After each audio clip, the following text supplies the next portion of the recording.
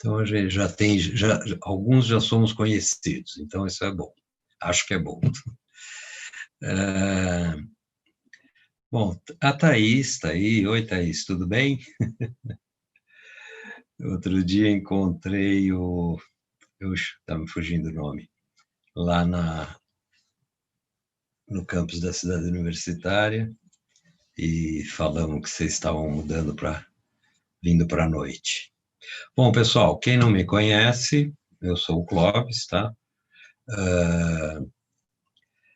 Vamos começar de novo um semestre difícil, com bastante sacrifício, mas, sem dúvida, vai precisar de mais esforço de todo mundo, né? Quem já me conhece, eu gosto de falar para o pessoal vir para a aula com papel e lápis na mão. Silas, isso mesmo, Silas. Beleza. Eu gosto que todo mundo venha com papel e lápis na mão, né? À mão, aí por perto, porque a gente vai resolvendo coisas durante a aula. Eu vou fazendo perguntas. Infelizmente, não dá para eu ler o chat o tempo todo, né? As conversas aí, o bate-papo, o tempo todo. Mas nós vamos fazer assim, em parte, a gente vai. A Brenda também já teve aula comigo, né? Bom, em parte, a gente vai fechar o bate-papo, porque senão eu me distraio, eu começo a aparecer conhecido, começo a fazer pergunta interessante, aí eu me distraio e a gente pode perder um pouco o fio da meada da aula. O importante é que a gente acompanhe todo o raciocínio direitinho, toda a parte conceitual, porque isso é o que fica para a gente, tá? Isso é o que fica para o engenheiro. O que ele aprende de conceito, o que ele aprende de forma de raciocinar, como que o engenheiro deve pensar, encarar as coisas, né? E com isso ele é capaz de, o tempo todo, diante de qualquer questão nova, o pessoal fala problema, mas não é, geralmente não é problema de engenharia, é uma questão, é um assunto para resolver, para melhorar, né? Alguma situação que pode ser melhorada. E, nesse ponto, mesmo que o engenheiro não saiba a solução técnica que existe no momento, se ele tem conceito e tem capacidade para pensar no assunto, para resolver, ele vai ter capacidade para procurar na literatura certa, né? Acho que todos vocês já tiveram a experiência de como é difícil você procurar, hoje com tanta informação na internet, né, um negócio tão legal, mas como é difícil você procurar alguma coisa da qual você sabe muito pouco. Então, é difícil selecionar o que achar, o que utilizar. Mas se você criou o hábito de pensar como engenheiro, de raciocinar, de usar os conceitos que você já tem para procurar novos, relacionar uns com os outros, então a coisa vai ficando mais fácil, você vai criando um hábito que, quanto mais você procura, quanto mais você aprende, menos difícil é aprender coisa nova, né? Ia dizer mais fácil, mas é menos difícil.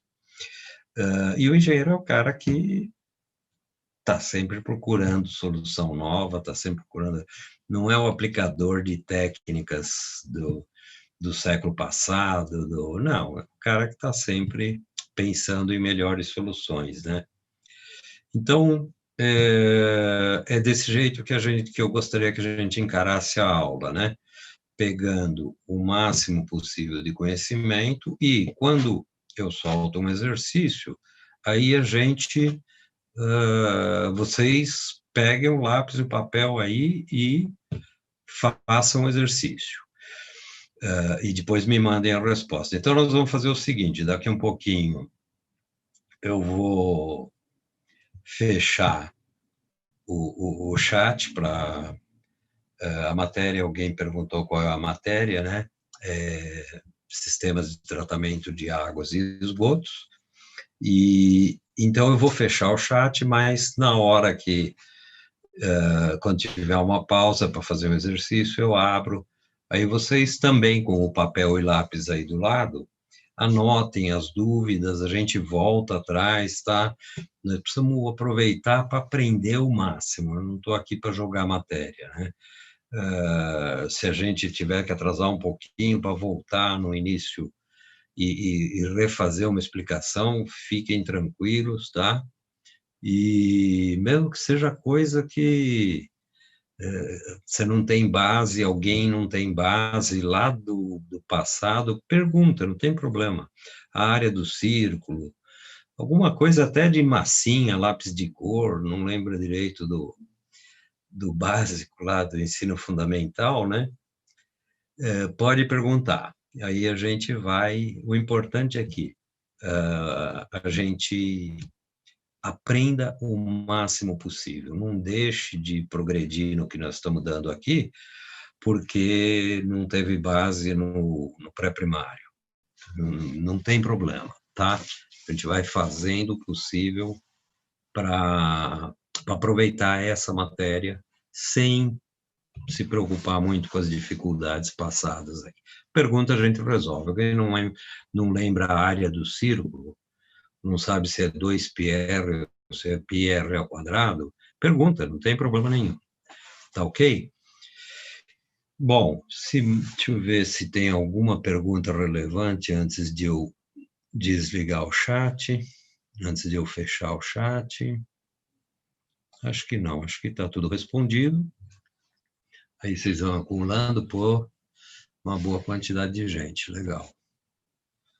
Para primeiro dia está muito bom. Então eu vou fechar o chat e compartilhar a tela, tá ok? Se eu achar aqui a tela, onde é que está? Estava aberta já.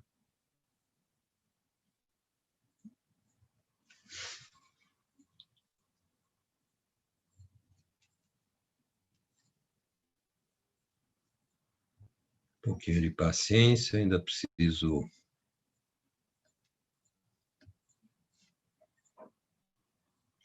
reacostumar a utilizar tudo isso aqui. Ok. Muito bem. Então, olha, o que nós vamos estudar? Esqueci, peraí que tem uma aula antes. Sistemas de tratamento de água e esgotos. Faltou um E aqui que eu preciso corrigir. De água e esgoto. STAE, ou STAE. Muito bom, pessoal. Então, olha o seguinte, não sei se vocês já repararam que praticamente todas as cidades do mundo, não importa se ela é bem antiga, se ela é bem moderna, bem recente, se ela é planejada, se ela nasceu por acaso, todas elas têm pelo menos um rio atravessando. Acho que já perceberam isso, né? Mas quem não lembra, pode ver que quem mora em São Paulo, para chegar em cada lugar, você sempre acaba passando por um rio, né? Uma das avenidas mais famosas daqui da nossa grande São Paulo é a Marginal do Pinheiros e a Marginal do Tietê. A gente tem pelo menos 2 rios que cruzam, né? Fora o Tamanduateí, Aricanduva, uma série de córregos, né? Riachos e córregos. Bom, toda cidade do mundo tem. Essa daqui, por exemplo, é Firenze, para quem não conhece, na Itália. É o berço do Renascimento, uma das cidades mais antigas e mais importantes da Itália, né? Cortada pelo famoso Rio Arno. Esse aqui é o Rio Arno. E preciso controlar o tempo, porque às vezes eu falo demais. Então, e essa aqui de baixo é Brasília, uma cidade ultramoderna, muito recente, né? Fez agora há pouco tempo 40 anos, 50 anos, se eu não me engano, pode ser 60 também. E ela tem ali no fundo, a gente está vendo aqui no fundo, espera aí um pouquinho só, gente, que eu não sei se está aparecendo a coisa aqui, não sei se alguém está me avisando. Acho que não. Bom, aqui no fundo vocês vê o rio Paranoá, que forma o lago Paranoá, né? Formado em Brasília, também bem próximo à cidade. Do lado de lá tem parte residencial, do lado de cá, bom, Brasília é bastante farta, né? E então é isso. Praticamente toda cidade tem um rio que, pelo menos um rio, mesmo uma cidade pequena, tem um rio que passa por ela. E isso não é mera coincidência, tá? Espera aí, tem alguém? Deixa eu ver. Por enquanto, nós vamos deixar eu vou abrir agora, só mais um pouquinho, o chat, mas vamos fazer o possível para deixar para o intervalo. Hoje a primeira aula vale tudo, né? Cadê o chat? Eita. Só um minutinho, gente. Não estou conseguindo aqui abrir o chat.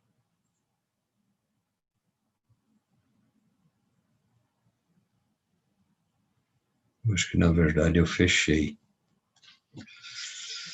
Não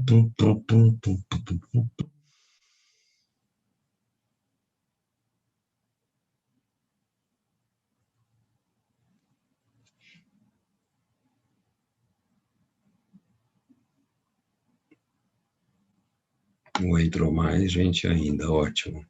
Ah, tá. Eu abri o chat de novo, que acho que eu não tinha fechado, só para a gente acostumar direito. Bom, entrou bem mais gente agora, não sei se ouviu o que a gente estava falando antes.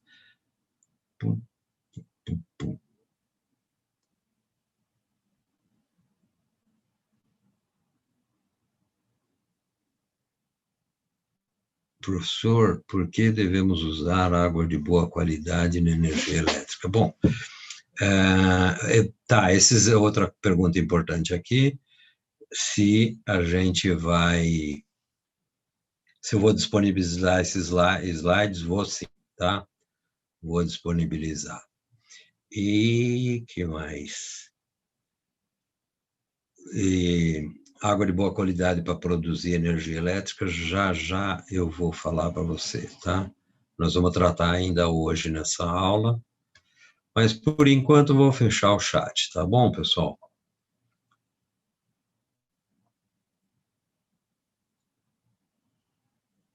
Pronto, acho que agora tá.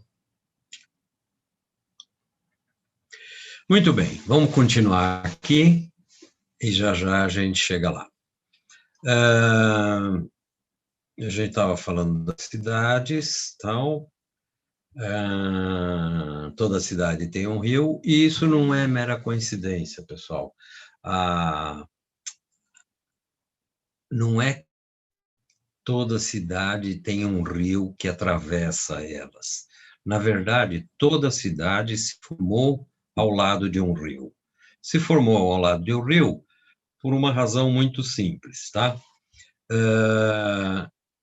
Aqui, por exemplo, essa cidade antiga, Firenze, havia o rio aqui, e nessa região aqui, onde está a famosa cúpula de Firenze, né, o Duomo,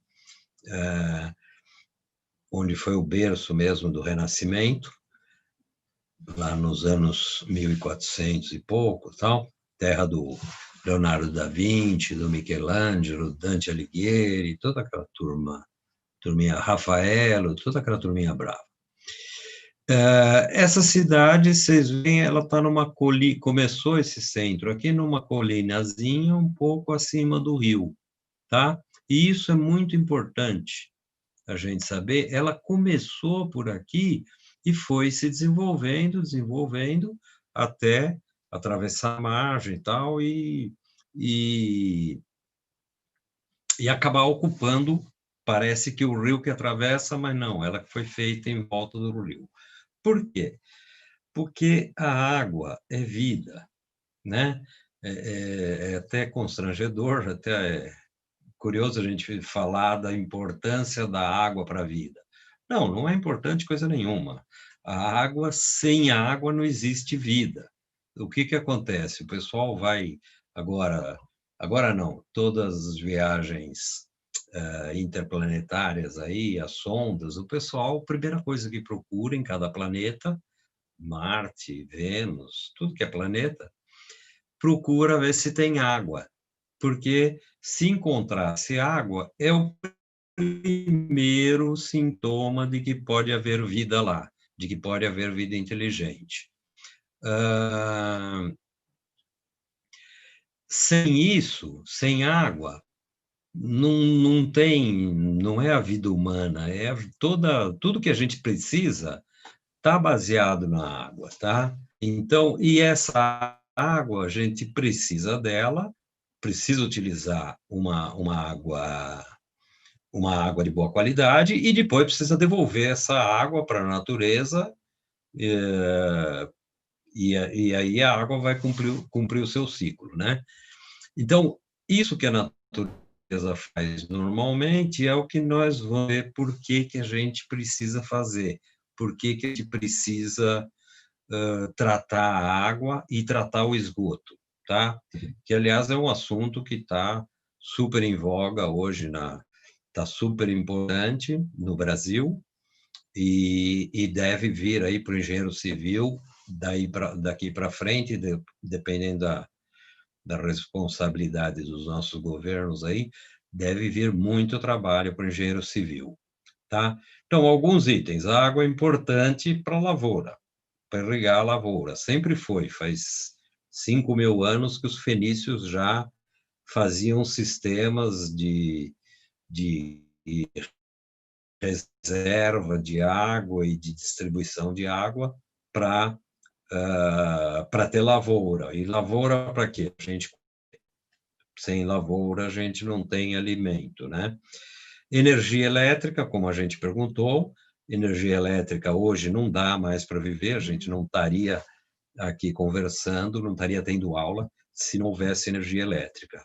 E também a gente precisa, dentre todas as importâncias, para a higiene pessoal, né? Higiene pessoal, higiene pública, a água tem sua importância. Ela só não é importante para a vida porque sem ela não existe vida, tá? Muito bem. Para quem perguntou se a água, por que utilizar água boa para produzir energia elétrica, eu lembro o seguinte, que já foi meu aluno, já contei isso para eles, né? Mas é bom todo mundo saber que a gente não consome a água não é consumida, tá? A água a gente utiliza e devolve, tá? O ciclo esse aqui é o ciclo hidrológico, o ciclo das águas, uma figurinha representando, e para quem mora em São Paulo é bem interessante, porque ela mostra exatamente o Santos, o litoral, mostra o Planalto Paulista, né, São Paulo, mostra a represa Billings aqui, mostra a usina Henry Borden, que foi a primeira grande usina hidrelétrica do estado do Brasil e do estado de São Paulo, né? Mas então é bem interessante essa figurinha aqui, e ela mostra o ciclo hidrológico que todos vocês conhecem bem, mas não custa recordar, a água evapora, principalmente a água do mar, mas toda ela, todo o reservatório que tem água, evapora, em forma de vapor, ela vai se juntando, os ventos vão levando, chega uma hora, com as condições de temperatura e pressão modificadas, essa água condensa e chove. Ela chove no mar, a maioria chove no mar, tá? Que é aquela típica bobagem de chover no molhado, mas chove no molhado. Mas uma boa parte chove sobre a terra, né? Ou precipita de outras maneiras, do tipo tipo neve, tipo névoa, tipo granizo, né? Mas ela condensa de novo e cai de novo sobre a terra. Na terra, uma parte vai se infiltrar, vai formar o lençol freático. Espero que vocês estejam acompanhando aqui o mouse, a flechinha, mas depois, se tiver dúvida, me pergunta daqui a pouco, né? Então, olha, a primeira parte fica acumulada aqui quase na superfície, fica acumulada na terra, que é o lençol freático. O lençol freático sai dos mares e sai dos rios. É a mesma água, vaso comunicante quase. Tá? Ou então ela se infiltra muito e vai formar lá os aquíferos subterrâneos, né? Os aquíferos profundos, que tem o aquífero Guarani aqui em todo o oeste do Brasil, né? Centro-oeste do Brasil, menos em São Paulo, que precisava muito, não tem esse aquífero, ele não chega aqui. Mas, enfim, uma parte se infiltrou, outra parte vai evaporar de novo, as plantas vão pegar uma parte, vai evaporar de novo, mas uma boa parte disso vai escorrer, né? Escoar pela superfície e vai formar os rios. Esses rios vão passar aqui pela cidade, né?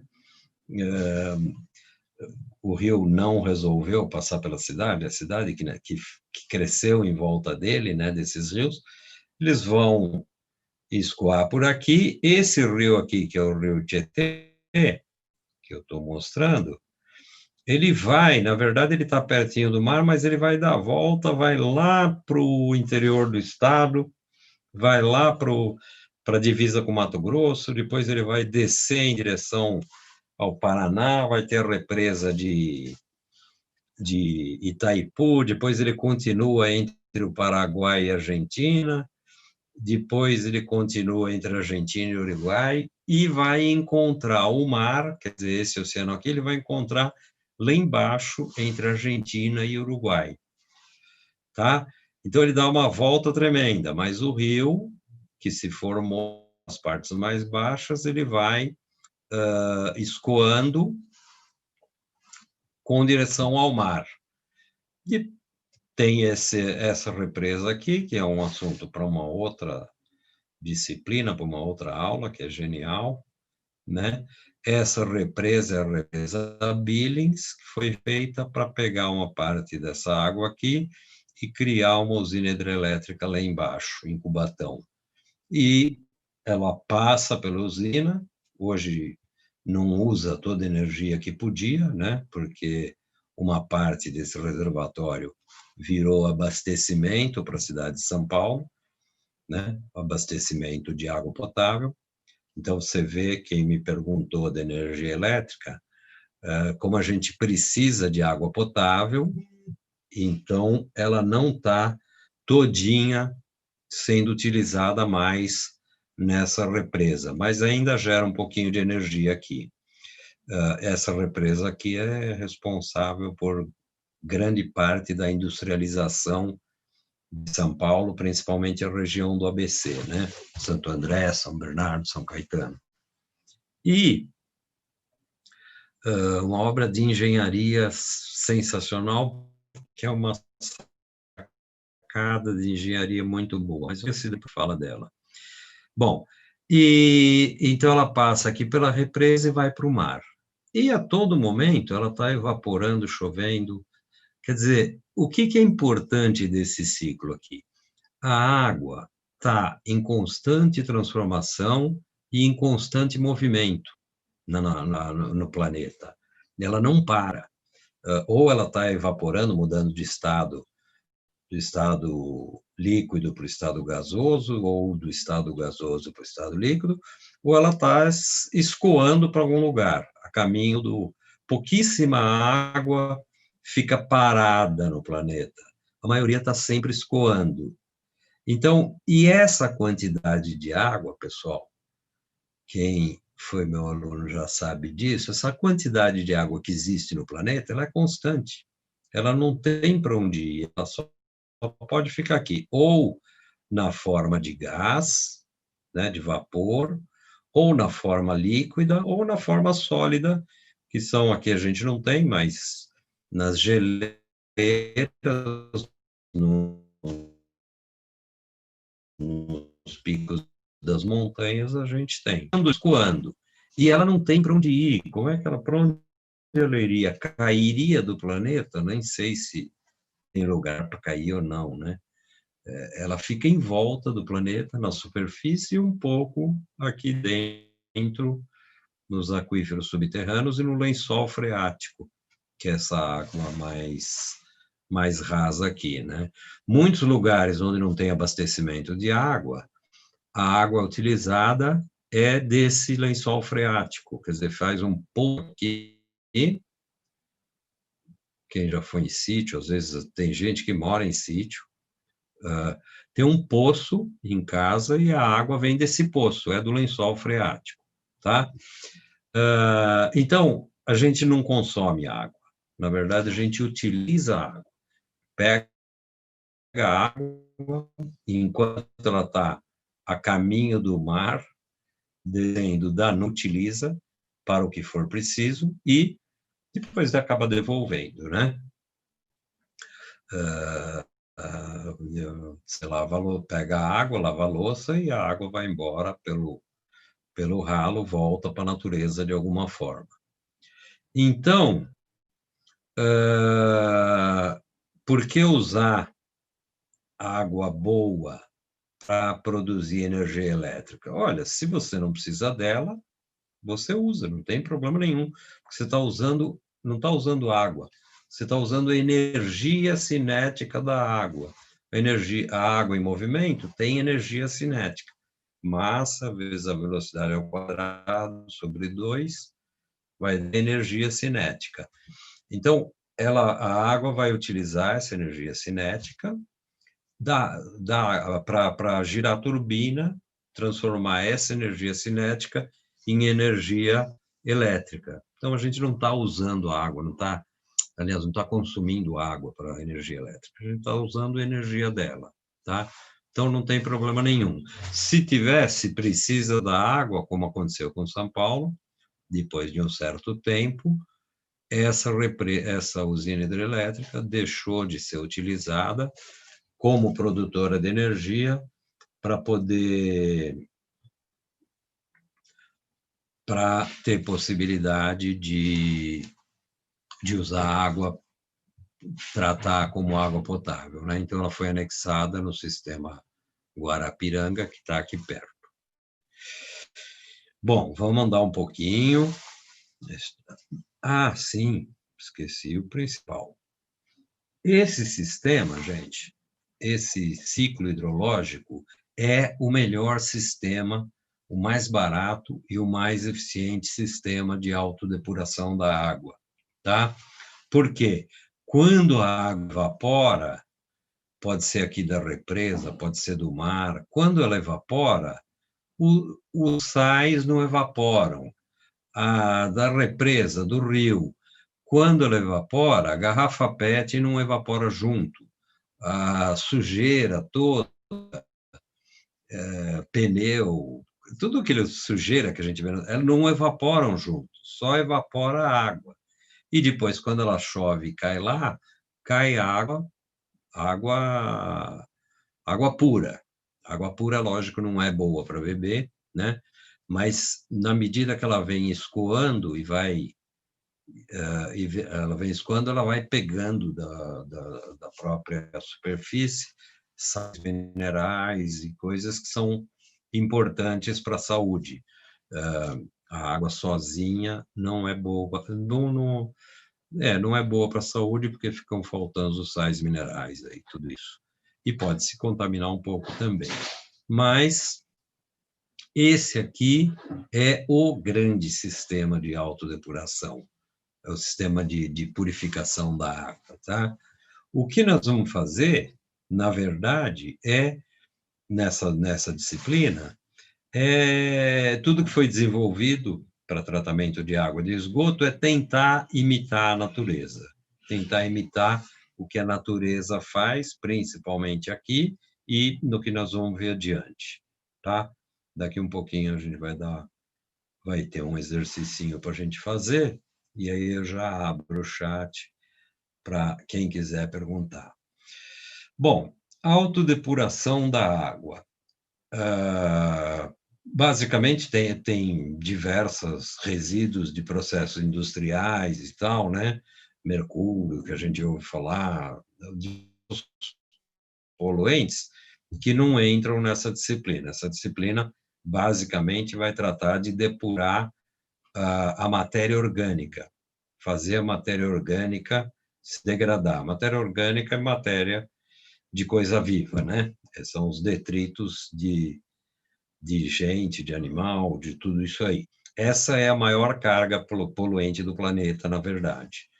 As outras poluições químicas tal, podem ser muito mais nocivas, mas em quantidade, proporcionalmente, não é tão grande.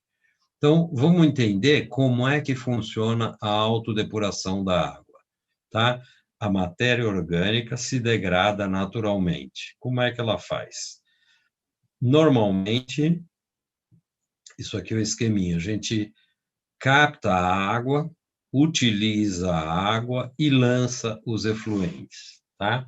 Quando você lança na água, no esgoto, água que você lavou a louça, água de chuveiro e tal, ela vai impregnada de poluentes, de matéria orgânica que você vai tomar um banho para se limpar, então a água que sai é uma água suja, cheia de matéria orgânica.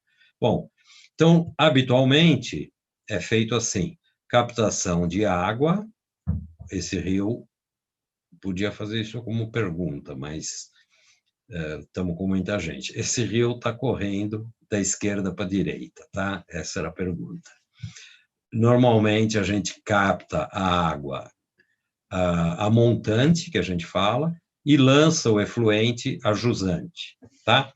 Gente, uma coisa importante, não precisa se preocupar com palavra técnica. Esqueceu a palavra técnica? Não faz mal, fala aquela coisa que polui, fala de algum jeito, tá? Mas, ao mesmo tempo, o engenheiro tem que ir criando uma certa linguagem técnica, uma certa linguagem mais precisa. Então, essas palavras que eu acabei de falar, montante, acho que muitos de vocês já sabem, montante é antes do local, jusante é depois do local, né? Então, a gente pega montante e lança a jusante. O que a gente lança? A gente capta água e a gente lança efluente, tá? E essa água que vai escoando pelo rio, ela vai se autodepurando. De matéria orgânica, ela vai se depurando, tá? Ela vai se depurando e, de tal forma, a forma ideal é que quando ela chegasse na próxima captação, já estivesse devidamente depurada, tá? Bom, a degradação se chama degradação aeróbia. Degradação aeróbia é a degradação que pega a matéria orgânica, junta com oxigênio, esse oxigênio da água e o oxigênio do ar, tá? Enquanto ela está escoando, ela vai tendo contato com enquanto o efluente está escoando, ele vai tendo contato com o oxigênio da água, com o oxigênio do ar, e graças a um certo tipo de bactérias, existe uma reação química. A matéria orgânica é base de carbono, todo mundo sabe, né? O carbono é próprio da matéria orgânica, tá? São sinônimos praticamente. Sempre tem carbono na matéria orgânica. Então, a matéria orgânica reagindo com esse oxigênio da água ou do ar, na presença de certas bactérias que tem na água. Bactéria não é só coisa ruim, não. Tem bactéria que faz coisa boa. Então, o que acontece? Elas geram dióxido de carbono, que é CO2, que vai embora para a atmosfera, e geram água. Então, essa reação dá água e CO2 que sai para a atmosfera. Então, depois de um certo tempo, depois de um certo período, se houver espaço e tempo suficiente, a água se depura da matéria orgânica naturalmente. A matéria orgânica é degradada, transformada em dióxido de carbono e oxigênio, tá? Isso acontece normalmente no ciclo da água que a gente falou, vai o tempo todo acontecendo isso, tá? Além dessa depuração que é proporcionada gratuitamente pelo Sol para a gente, tá? Mas o que acontece? Nem sempre existe espaço e tempo suficiente. Você tem um lançamento de efluente, logo depois, logo em seguida, você tem outro lançamento de efluente, depois outro, de forma que a captação desse local que está despejando efluente, a captação que seria um pouquinho aqui a montante, já não houve tempo e espaço suficiente para haver essa degradação por via aeróbia. A aeróbia vem de ar, né? De oxigênio do ar. Então, além da reação aeróbia, né? Mistura da matéria orgânica com o oxigênio da água ou do ar, também acaba havendo uma parte de degradação anaeróbia. É uma degradação sem presença de oxigênio, por isso que é anaeróbia, porque é sem a presença de oxigênio. Então, essa reação é um pouco diferente. É uma matéria orgânica, né, que a gente despejou, e aí algumas bactérias, um outro tipo de bactérias que são fermentativas, produzem os ácidos, e aí junta com matérias metanogênicas. Não precisa se preocupar com esses nomes, que não vai cair na prova esse tipo de coisa, não, tá? Esse tipo de pergunta. Qual a bactéria? Não, tá? O que interessa para a gente é o raciocínio.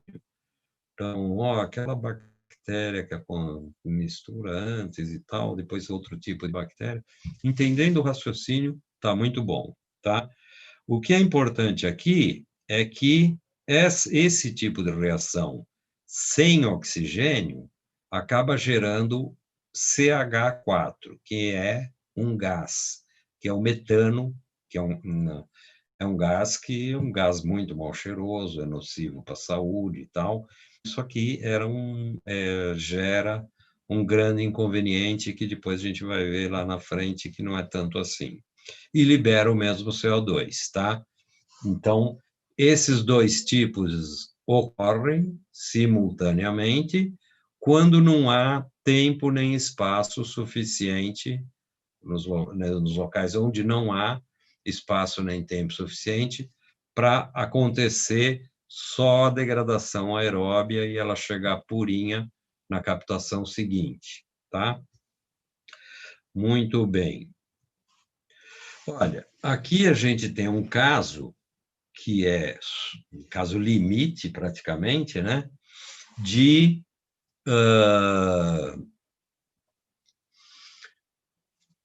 do que acontece nesse tipo de reação aqui, tá? Então, não sei se vocês conhecem esse mapa. Esse mapa é o mapa da região metropolitana de São Paulo. tá? Esses pontos vermelhos aqui, essas manchas vermelhas, são as áreas habitadas. E as manchas verdes, obviamente, é o cinturão de Mata Atlântica que existe em volta. Esse negocinho aqui, uma areazinha, tem 38 municípios nessa mancha vermelha, tá? Numa areazinha de 8.000 quilômetros quadrados e uma população de 20 milhões de pessoas. Então, para vocês terem uma ideia, 10% da população brasileira vive nesses 38 municípios, numa área que é 1/1000, menos do que 1/1000 da área do território nacional. E a gente vive aqui todo dia, a gente sabe como é que é a quantidade de vida orgânica, né, de vida que vive aqui, né, e a quantidade de matéria orgânica que é gerada aqui, e para alguns rios aí.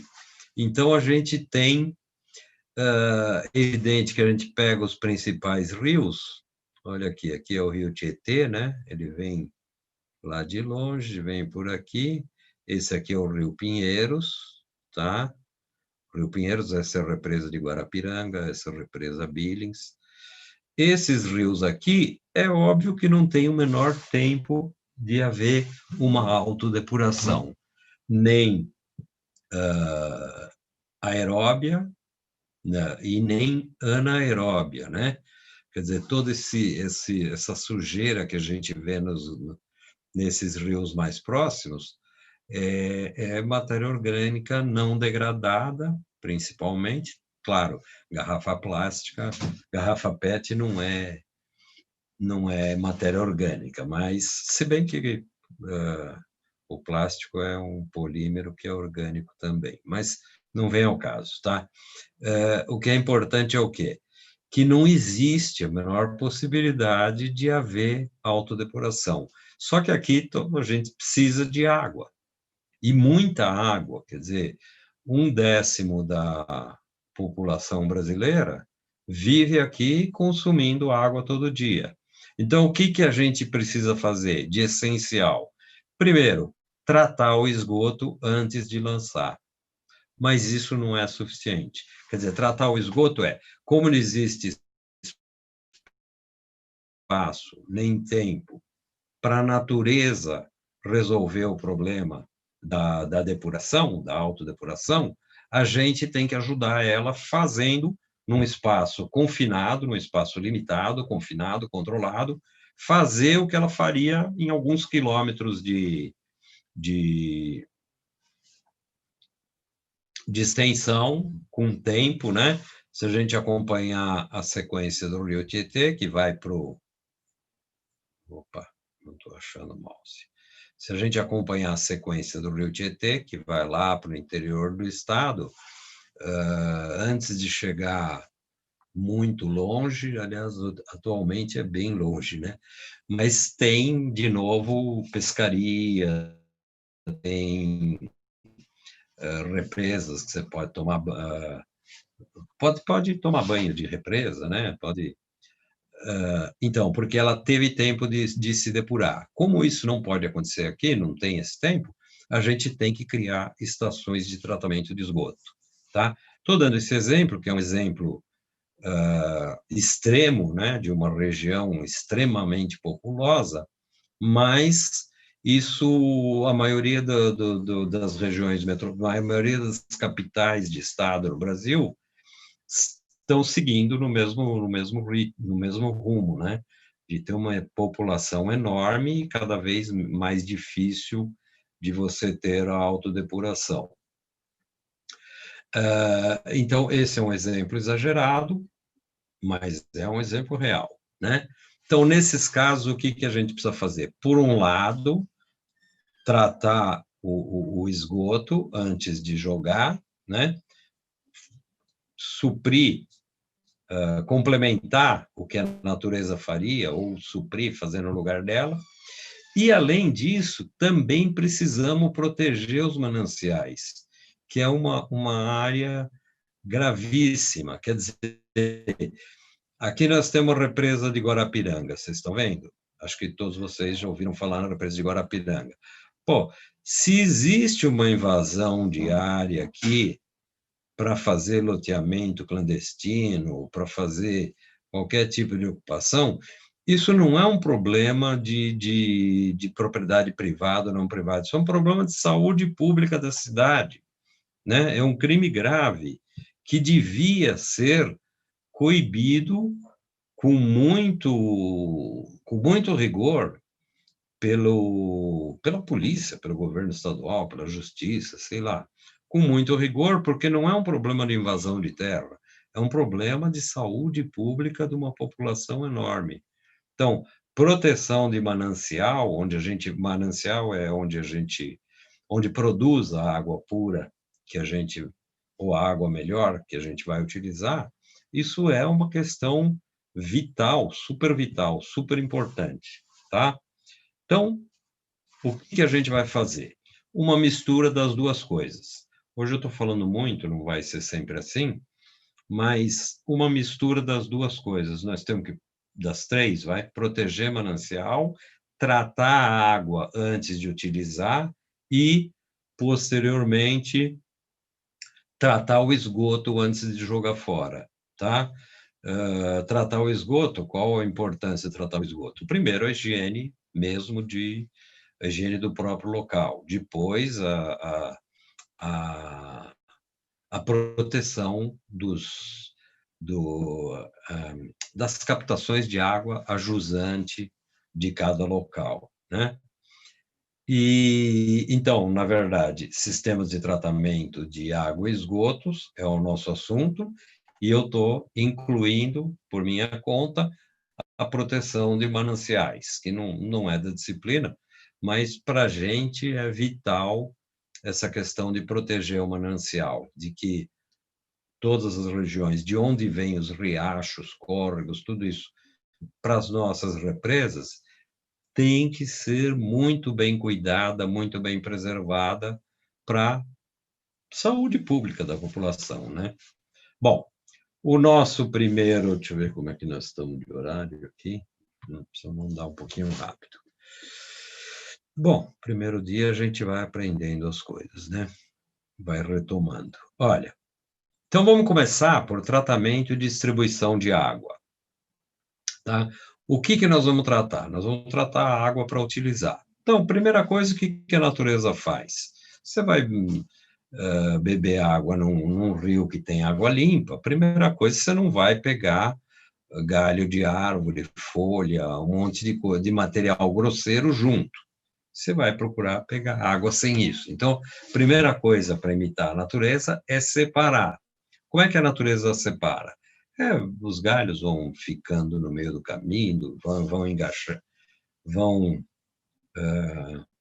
enganchando nas coisas, né? Ou sedimentam e tal. Então, a primeira providência é começar removendo o material graúdo. Esse material grosseiro, numa estação de tratamento, é feito essa remoção com grade. Põe grade, deixa entrar água e não interessa para ninguém tratar pneu, né? Tratar lata de tinta. Então, interessa tratar a água. Então, primeiro, um gradeamento para deixá-la fora, tá? Depois, também beber água com areia não tem graça nenhuma, né?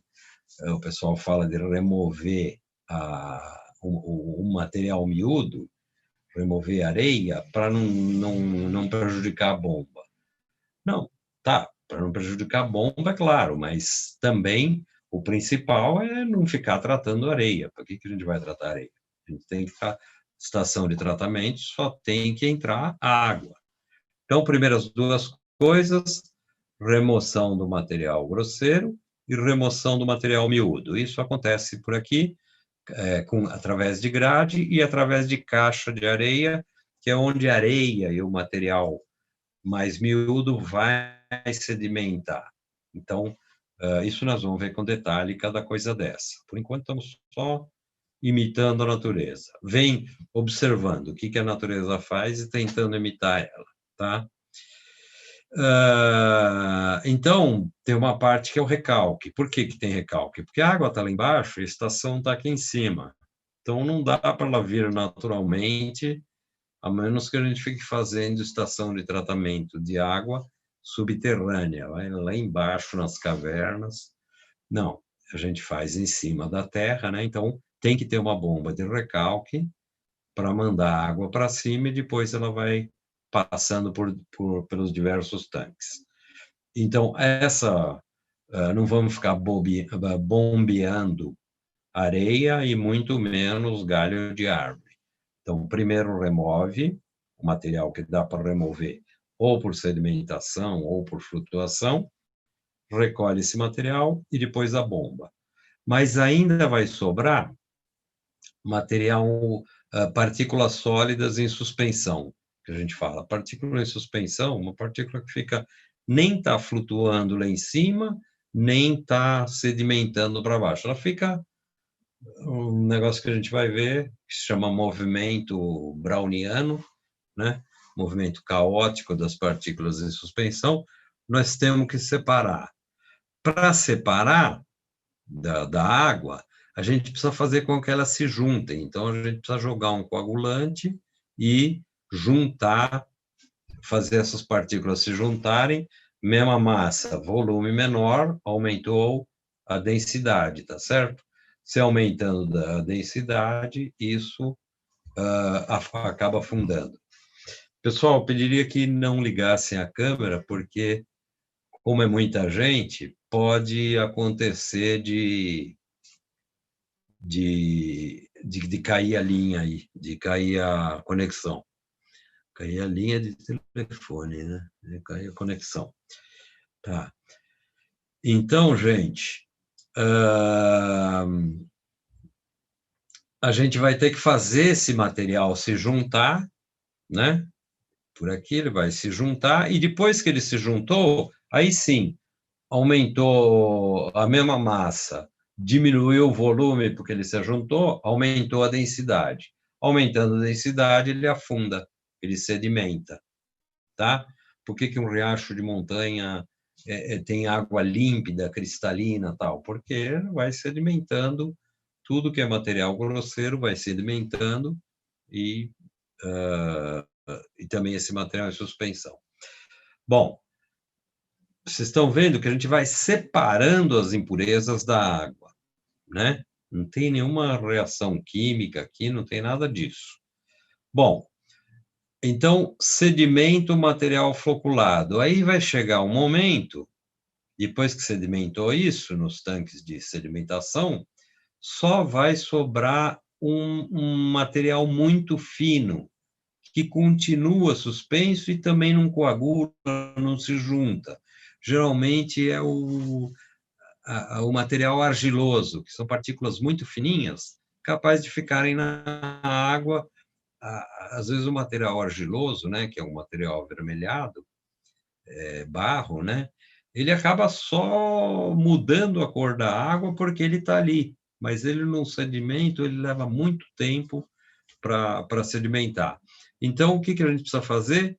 Pegar a água para filtrar essa água, a mesma coisa que a gente faz em casa, filtrar essa água e tirar, segurar esse material fino.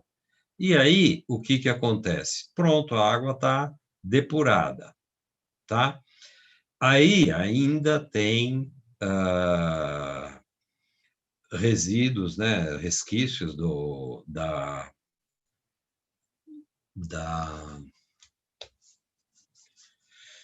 de material orgânico, então a gente precisa fazer a desinfecção. Então vai ter uma casa de química onde é feita a desinfecção e daí para frente a distribuição, tá? Basicamente, pessoal, esses são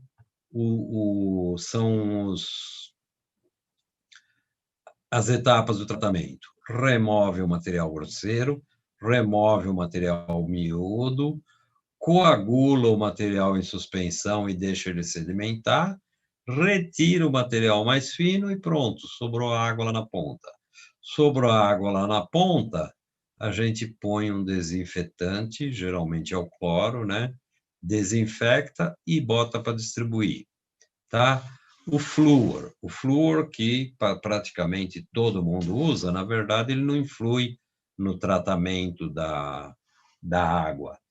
Ele simplesmente utiliza o tratamento da água, já que toda a cidade vai beber essa água, então utiliza flúor, que é bom para a saúde, principalmente saúde dos dentes e dos ossos.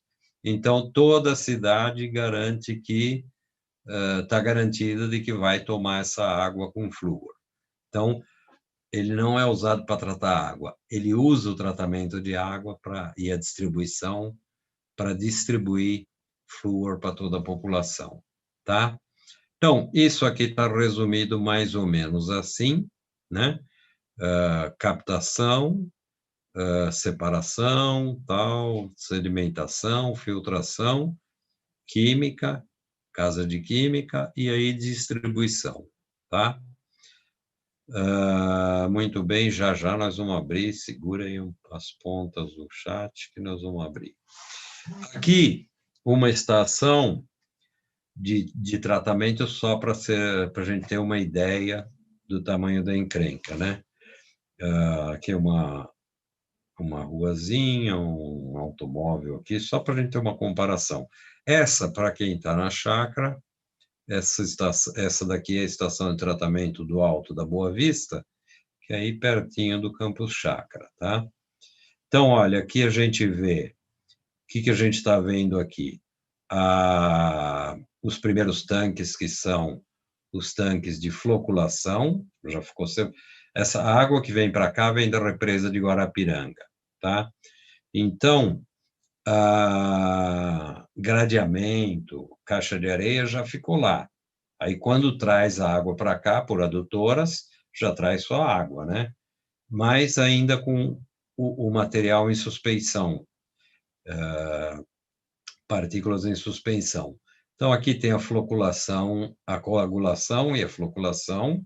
Nós vamos estudar cada uma dessas coisas com detalhe, vamos aprender a dimensionar, tá? Depois tem esses tanques grandes, que são os tanques de decantação ou de sedimentação. As partículas saíram daqui, foram para o tanque de floculação, através de decantação. Aqui por cima, nesses canaizinhos, vai sair só a água mesmo, e a água passa por esses local aqui, que são os filtros, tá? Tanques de filtração, e daqui vai para uma casa de química, e dessa casa de química, ela é usado o cloro lá para desinfecção, né? E daqui ela é mandada para cada bairro, para cada região, para ser distribuída pela população. Bom, rapidamente uma ideia de definição, de como é que se faz como é que se concebe e faz o dimensionamento. Primeira coisa é definir a vazão de projeto. Qual vai ser a vazão de projeto dessa estação aqui? Quantos metros cúbicos por dia, quantos litros por segundo, quantos litros por dia, nós vamos dimensionar isso aqui. Essa é a primeira questão básica, né? Na maioria das... estamos no finzinho. Então, rapidamente, não tem, acho que não tem problema, porque a gente... Olha, definição da vazão de projeto. Vazão de projeto é a gente vai produzir água baseada na quantidade do consumo diário.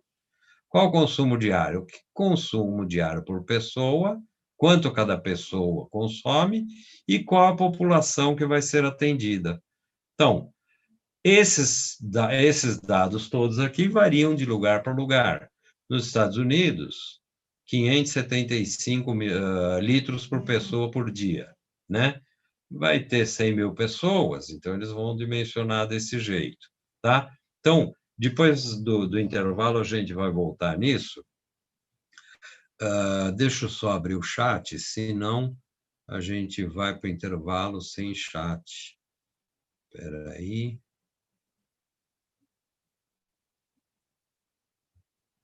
Vamos ver se...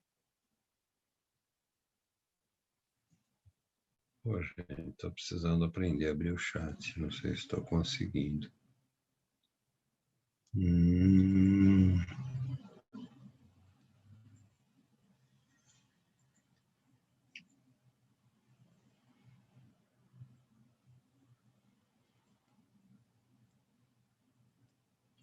Deixa. Eu acho que não é aqui. Ah, tá. Agora abri.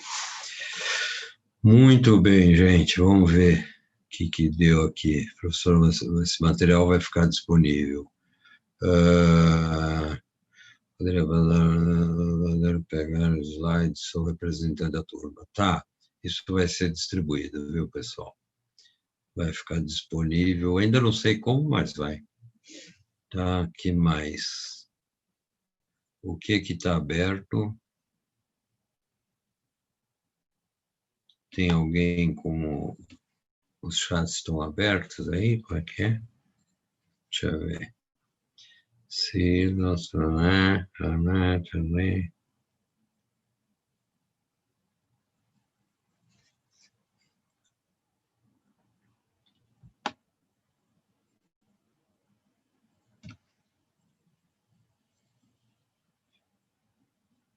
Tá, eu acho que é isso, né? Pensei que tinham perguntado mais coisas. Bom, dúvidas, pessoal? Se preparem aí daqui a... Ah, não, eu estou correndo aqui, é 20h25 a aula, certo? Tá. Vocês estão me ouvindo? Está aberto o chat?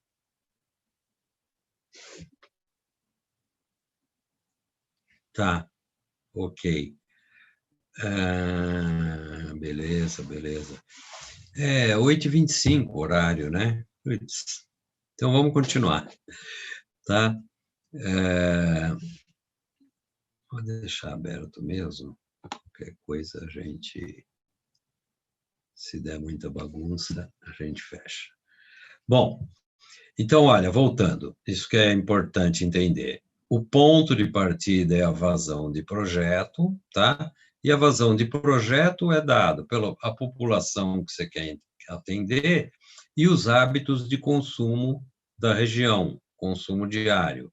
Esse consumo, como eu estava dizendo, muda muito de lugar para lugar, inclusive no Brasil mesmo, né? Climas mais quentes, climas mais frios, isso varia muito a quantidade. O país que mais gasta no mundo, que se tem ideia, são 575 litros por pessoa nos Estados Unidos. Austrália, 495 litros por pessoa. Se pega a França, por exemplo, 285. Brasil, 185.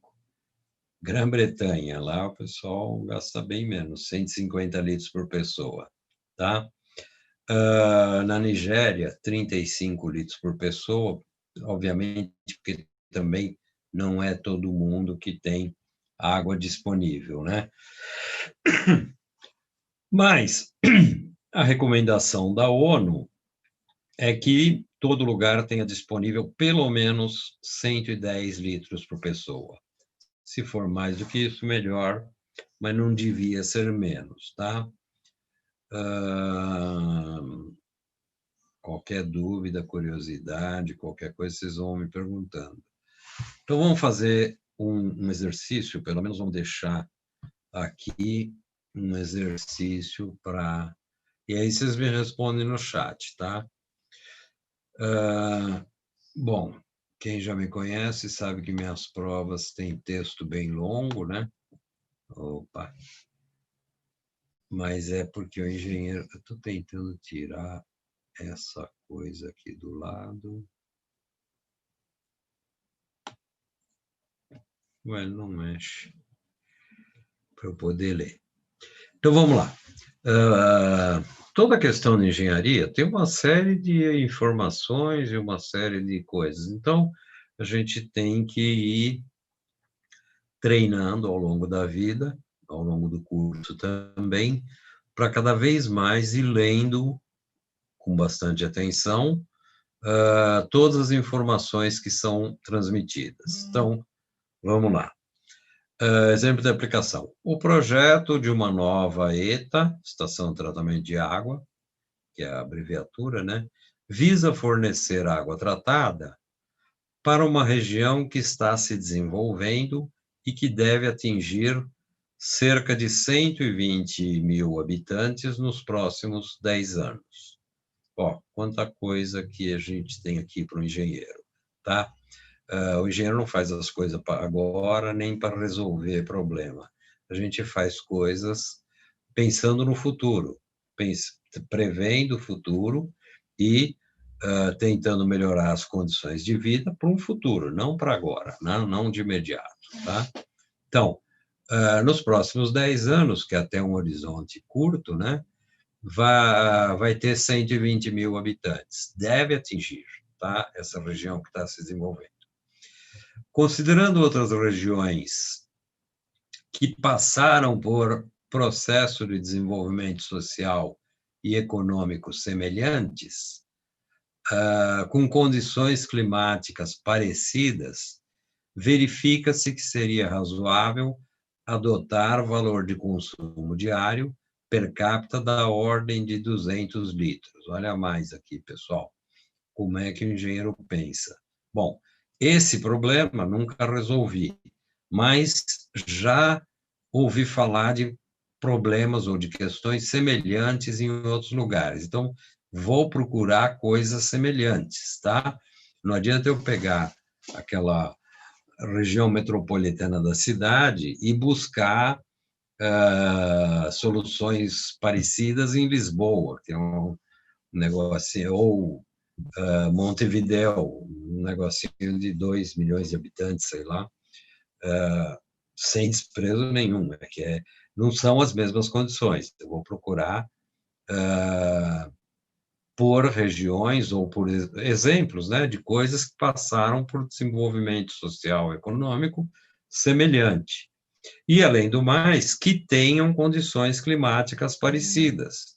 Por quê? Porque o consumo de água, sempre consumo, né? A utilização de água, bom, é consumo, a palavra técnica, fazer o quê?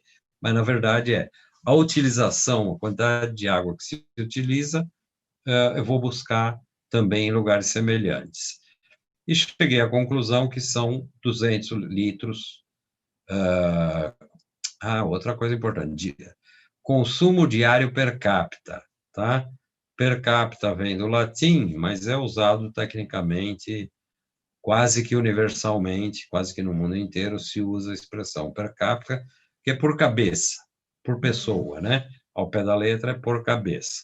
Mas o consumo de água diário por pessoa já está embutido que é consumo por dia por cada pessoa. Então, 200 litros por pessoa por dia, tá?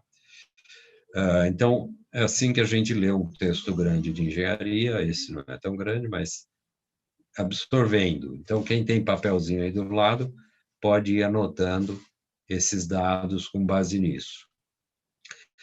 Nessas condições, o valor da vazão de projeto dessa ETA deve ser cerca de. Então, vocês calculem para mim agora e me digam no chat se é alternativa A, B ou C. Provavelmente a gente vai entrar no intervalo, né? E aí vocês, quem não for fazer nada no intervalo, continua resolvendo para me responder depois.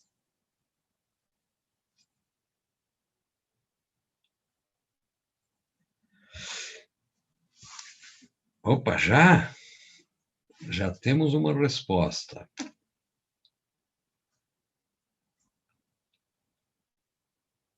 Já temos outra resposta. 3 respostas, não, 2 respostas, 2 são da mesma. 3 respostas. Bom, deixa eu ver quanta gente tem aqui agora. Vixe, quase 100 pessoas. Eu preciso de pelo menos uns 40%, umas 40 respostas aí no chat.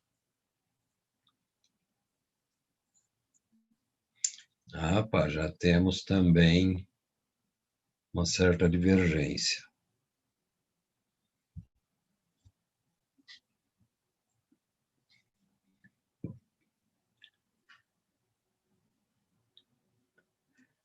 Agora temos umas 8, 9, contando aqui.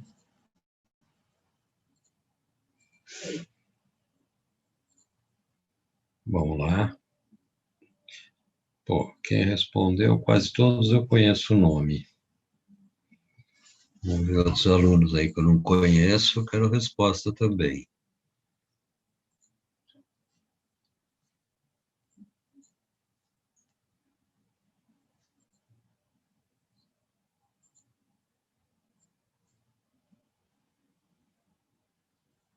Ótimo.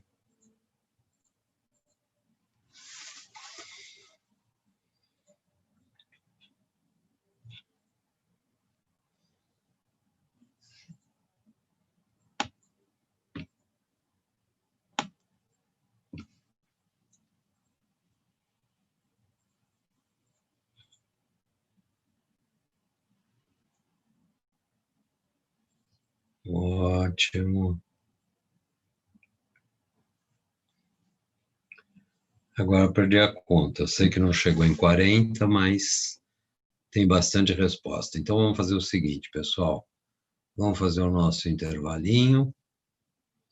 Aí vocês têm que voltar, entrar com o outro, como